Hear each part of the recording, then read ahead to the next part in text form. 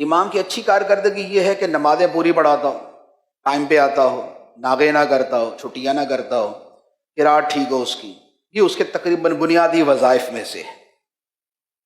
لیکن ایک اس کی کارکردگی وہ دیکھی جاتی ہے کہ جو اس کے ایک دینی شخص ہونے کے اعتبار سے ہوتی ہے۔ امام جو ہے وہ یہ نہیں ہے کہ وہ وابڈا کا ملازم ہے، یا وہ واسا کا ملازم ہے، یا وہ کے الیکٹرک میں کام کرتا ہے، یا وہ کسی اسکول کا ٹیچر ہے کہ اس نے آیا اپنی نوکری کی اور چلا گیا۔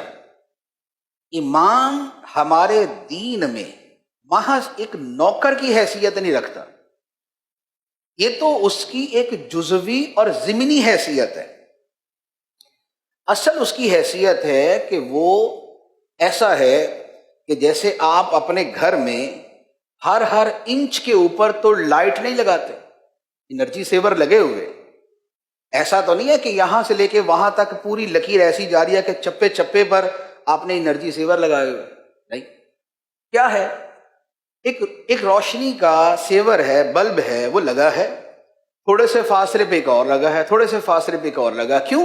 تاکہ اس ایک بلب کے ایریے میں جتنا حصہ ہے وہ روشن ہو جائے۔ امام مسجد دین کی دنیا کے لیے، یہ دین کی دنیا کے لیے ایسے ہے کہ جیسے ہدایت کا اور روشنی کا ایک بلب ہوتا ہے۔ ہر تھوڑے فاصلے پہ ایک مسجد ہے، مسجد کی دیوار کے ساتھ مسجد کی دیوار نہیں ملی ہوتی، تھوڑے تھوڑے فاصلے پہ مسجد ہے، کیوں؟ اس لیے کہ ہر ایریے میں مسلمانوں کے لیے ہدایت کا اور رہنمائی کا ایک بلب روشن ہونا چاہیے،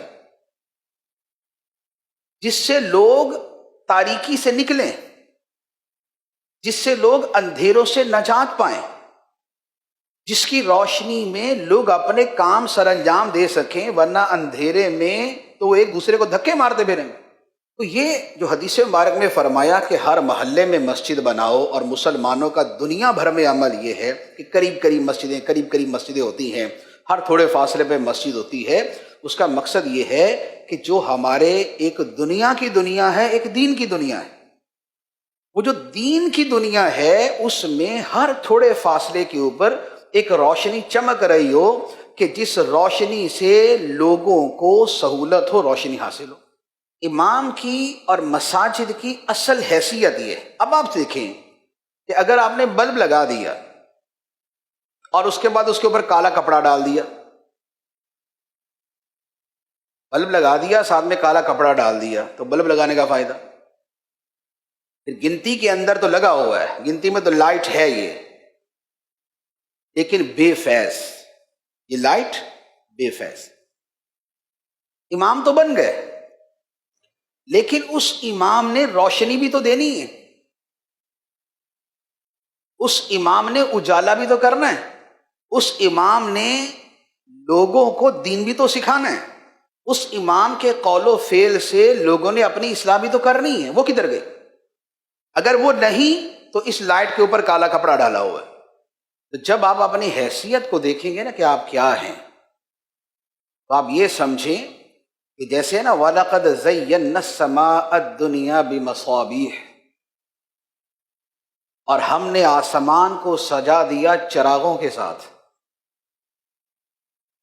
تو یہ جو علماء کے بارے میں فرمایا گیا ہے کہ علماء جو ہے کمثل النجوم، یہ ستاروں کی طرح ہے، تو علماء کے بارے میں فرمایا گیا کہ علماء انبیاء کے وارث ہیں، اور علماء کی شان یہ ہے کہ وہ ستاروں کی طرح ہے۔ تو وہ جو دھات کے اور میٹیریل کے ستارے ہیں وہ ہیں جن سے آسمانوں کو سجایا گیا، اور جو علماء اور ائمہ ہیں یہ وہ ستارے ہیں جن سے زمین کو سجایا گیا۔ اب آسمان پہ ستارہ ہو لیکن آگے اس کے کچھ آ جائے، روشنی نہ ملے، تو ہمیں تو فائدہ نہ ہوا۔ زمین پہ ستارے سجے ہوئے اور اس سے روشنی نہ ملے تو فائدہ تو نہ ہوا۔ تو ہم جب اپنی سوچ کو تھوڑا سا اس انداز میں بدلتے ہیں کہ ہم کیا ہیں، سوچ سے ہی سارا کچھ جو ہے نا وہ چل رہا ہوتا ہے۔ بندہ اپنے باپ کے ساتھ اور انداز میں بات کرتا ہے، اپنے بیٹے کے ساتھ اور انداز میں بات کرتا ہے، تو کیا اس کی جنس چینج ہو جاتی ہے؟ کیا باپ سے بات کرتے ہوئے وہ حیوان ناطق ہے اور اولاد سے بات کرتے ہوئے حیوان ساحل بن گیا؟ کیا اس کے برعکس ہو گیا؟ کچھ بھی نہیں. باپ سے بات کرتے بھی وہی ہے، اولاد سے بات کرتے بھی وہی ہے، لیکن دونوں جگہ لب و لہجہ، انداز، رویہ تبدیل ہے. کیوں؟ اس لیے کہ دونوں جگہ سوچ مختلف ہے. باپ سے بات کر رہا ہے اپنے آپ کو اولاد سمجھ کے، اولاد سے بات کر رہا ہے اپنے آپ کو باپ سمجھ کے.